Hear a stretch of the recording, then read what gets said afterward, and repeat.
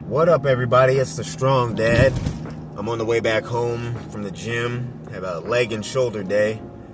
And pretty much, like always, whenever I'm doing one of these very long extended bulks, I like to do some updates just to help anybody who's like me and who wants to bulk for a long period of time so that they can see some real changes in their physique, in their strength and power.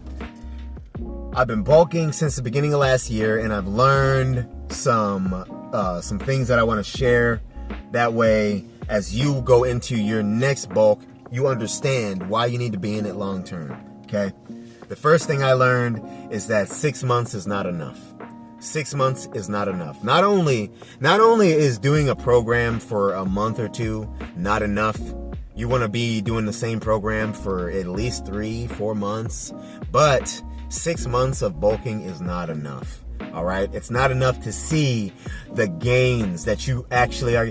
Most of the time when you're bulking for 6 months, you start to see the real progression towards the last 2 months. The last 2 months, you actually start to see the numbers go up.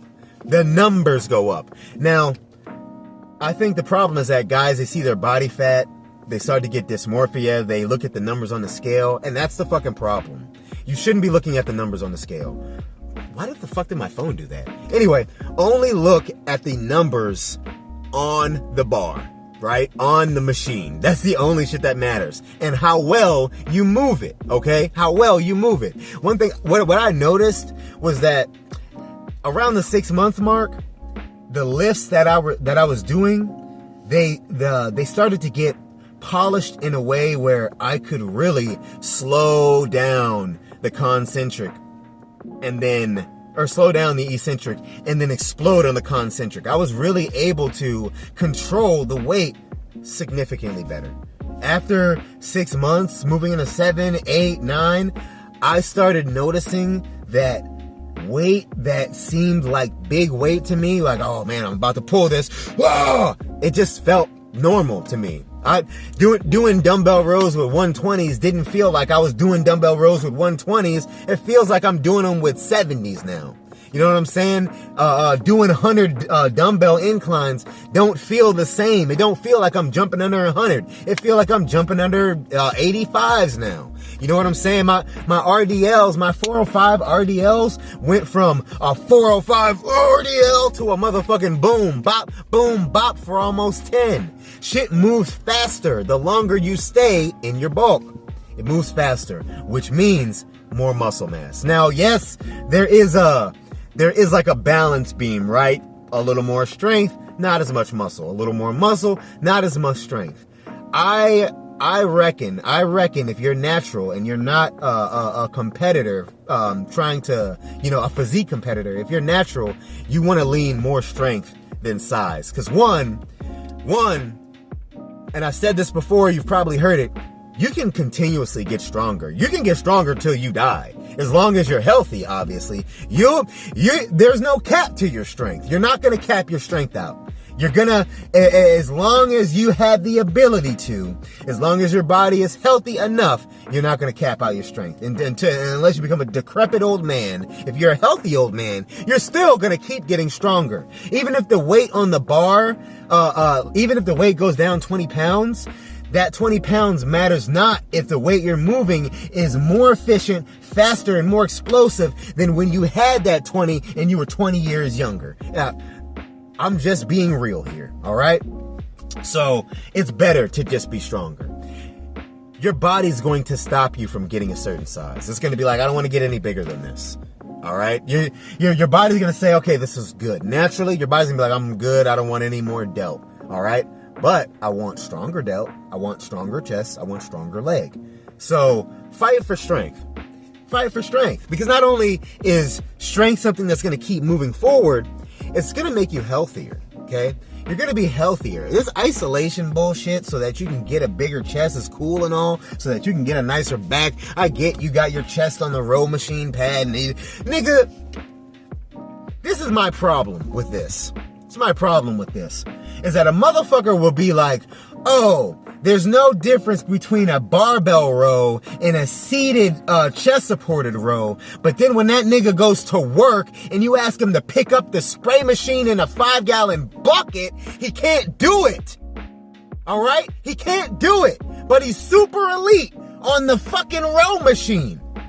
Y'all got to learn to pick shit up for real. You got to learn to put it over your head for real. There's no isolation pattern in your fucking real life. All right? Isolation patterns only exist in the gym. Everything else is compound. Everything else is compound. I'm using conjecture. Obviously, we know that there's nuance, but you get what I'm saying. Everything else is compound. Focus on the strength. And it's my next thing. Free weight in the bulk. Free weight, listen, machines are good, and yes, machines will help you sculpt, but free weight in the bulk, man. Free weight in the bulk. Become a better mover of shit, all right? Then go to the machines. Go to the machines after you fucking started maxing numbers on the barbell. Go to the machines then. Watch what happens. The weight stack ain't even big enough for you. It's not big enough. I'm just yelling opinion at this point. Anyway, you gotta bulk for a long time. I know I probably didn't make a great case for bulking for a long time. I know you're probably gonna say, well, listen, you'll bulk for a long time, but then you're gonna have all this body fat and all this. Listen, if you got shitty genetics and a little bit of body fat makes you look ugly, and you're that much of a fucking pussy to just walk around in the world knowing that you're fucking strong as shit, then so be it. Stay lean.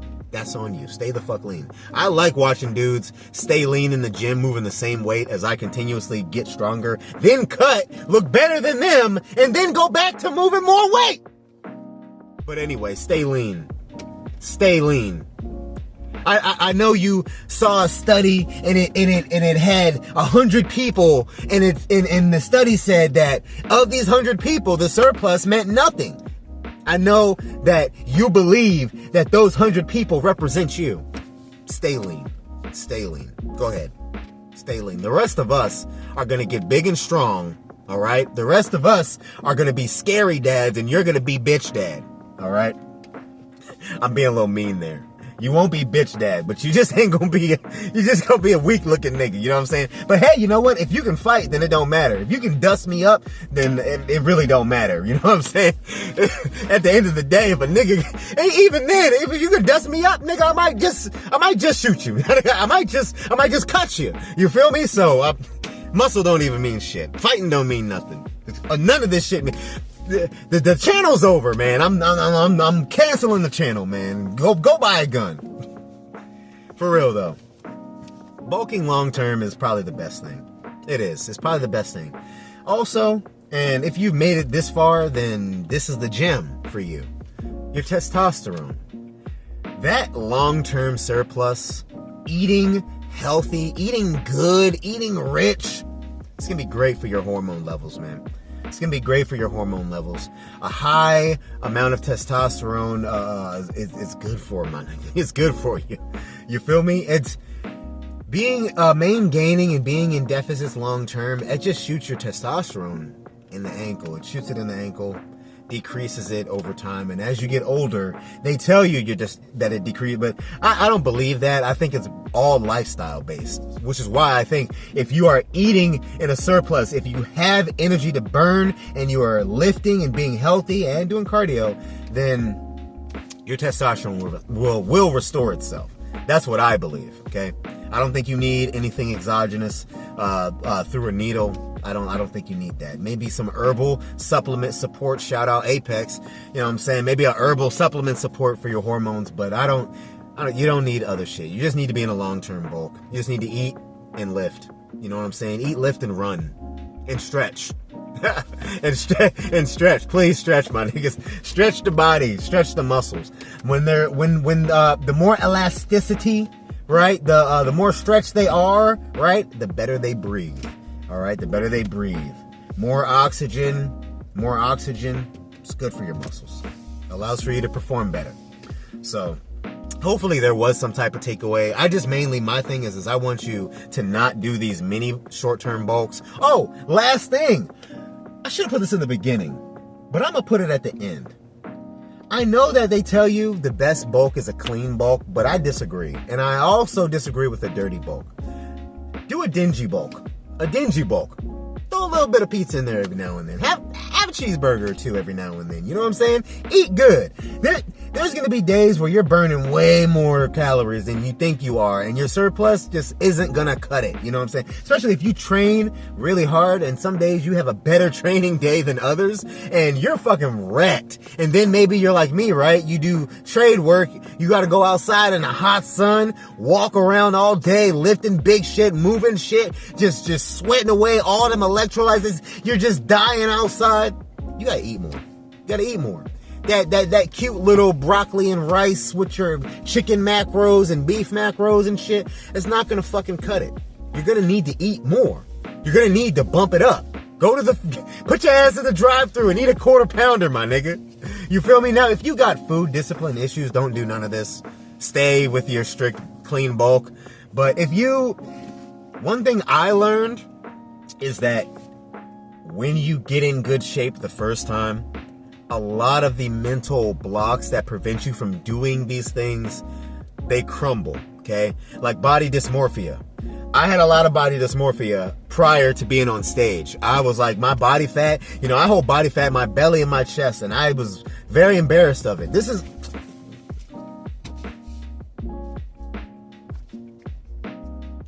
about 213 pounds. See me in the gym, nigga. I don't care. All right, I look like this. My wife likes it. What the fuck? And if I wasn't married, I'm looking for a woman who like it. I'm not looking for a woman who want to fuck a bikini model. I'm looking for a woman who want a real nigga. You feel me? So either way, it doesn't matter. Once you get fit, once you get in good shape, you literally don't care. You don't care because you know what you're capable of. And then there's also, you can take this philosophy and translate it into your eating. You don't have to be so strict. Eat something delicious every now and then. And this is coming from somebody who was so strict, measures. I still measure shit. But sometimes I don't feel like doing that shit. And I just eat a heap of whatever the fuck. Knowing I'm going to get a caloric surplus cracking off. Knowing the next day I go in the gym, I'm going to be moving big weight. I'm feeling good. You feel me? Just as long as you don't get too fat. All right? Don't get too fat. Stop at a certain point. My niggas, don't go past 25%. All right? That's crazy. But fucking shit, man. It's all right that your testosterone is better when, one, you're eating red meat, and two, when you're in a slight caloric surplus, you got some body fat on you, and you're lifting big weight. That's when your testosterone is up. And if you're natty, that shit matters. All right? Fuck that broccoli and rice shit. Fuck that main gaining shit. Fuck that shit. And fuck that clean bulk bullshit. I'm just saying. That's my opinion on it. Say what you want. Feel how you want. Peace out, y'all.